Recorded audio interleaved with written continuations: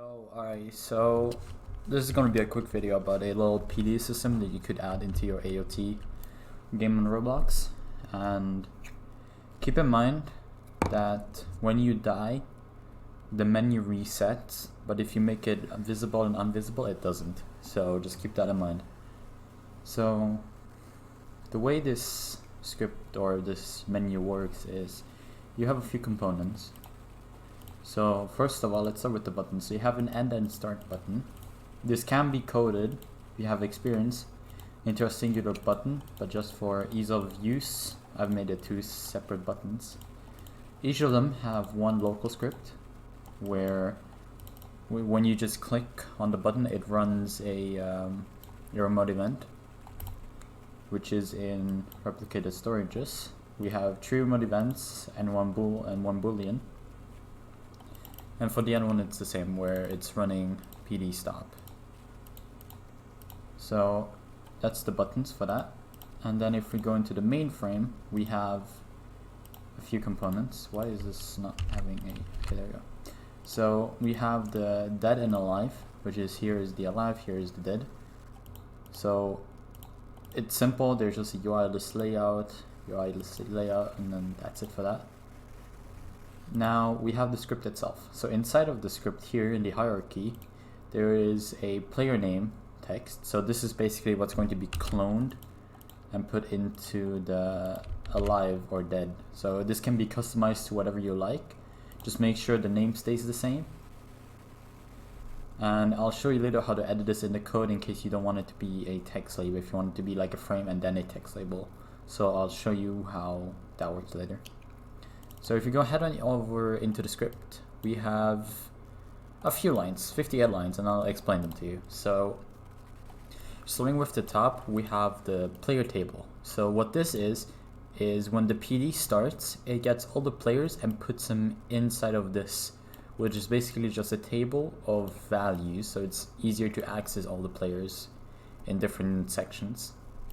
And then local alive list. This is basically just where the alive list is. So alive, which is this one. So we're just getting a reference to where this is. So next line here. So here we're checking if the PD start remote event has been called.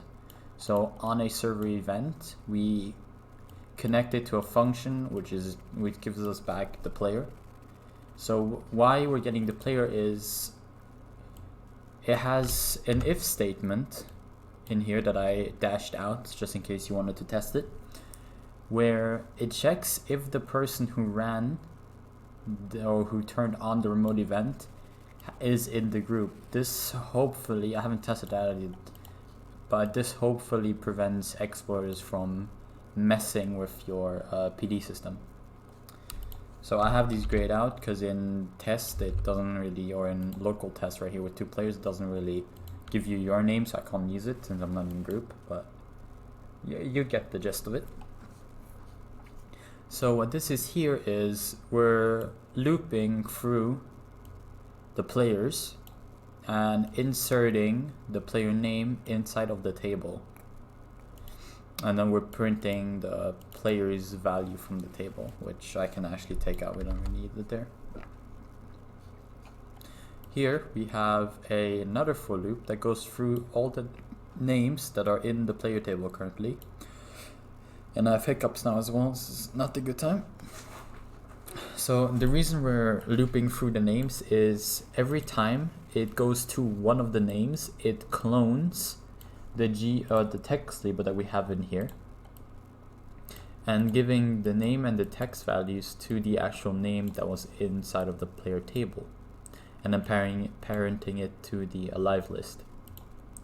And then of course returning the PD value that we have to on.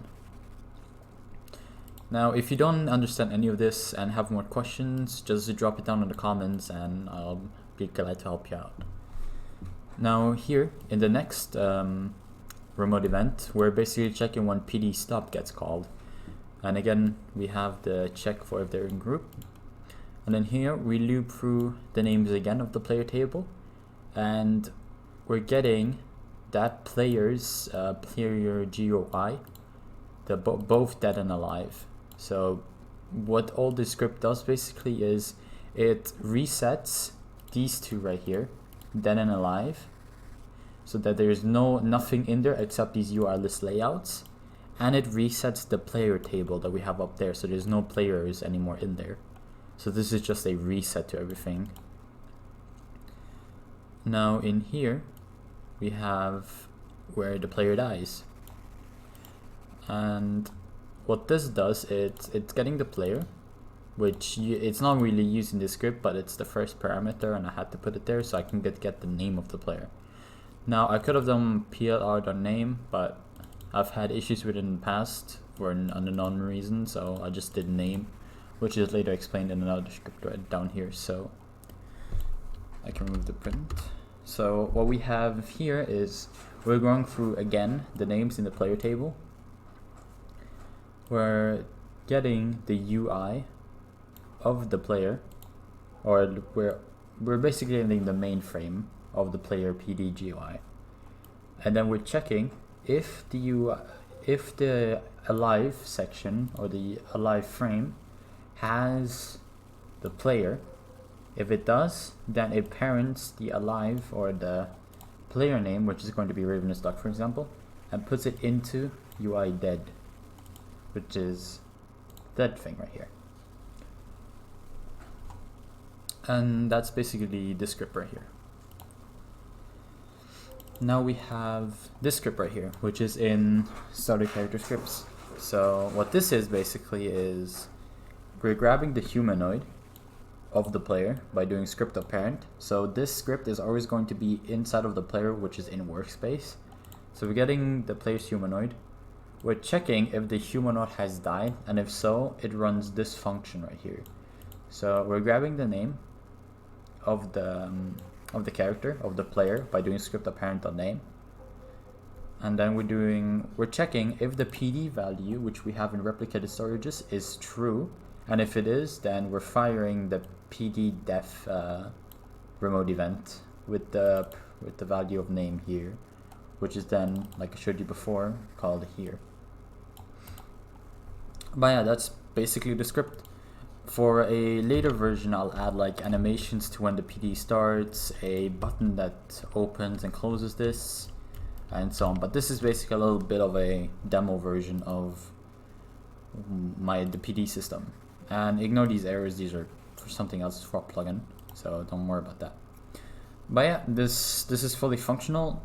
Again, if you're a staff member for your AOT game, make sure you don't die, otherwise your logs are kind of gone. I'll show you what I mean. So I'll show you that it works as well.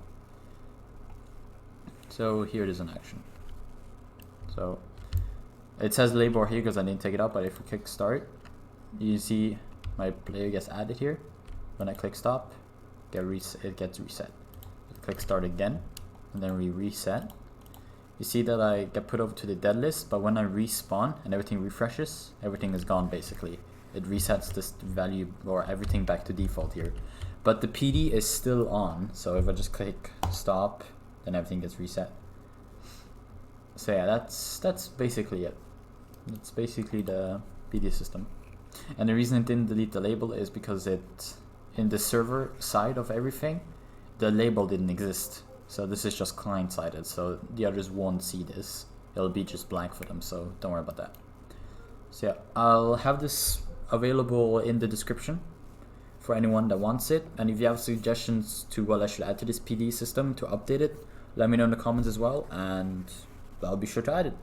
So yeah, make sure to just help me out a little bit. Give me a like, give me a subscribe, or give me a sub, whatever the fuck it's called now. And I'll release more on Techno Titan scripts for you guys. So yeah, I'll see you guys in my next video. Peace out.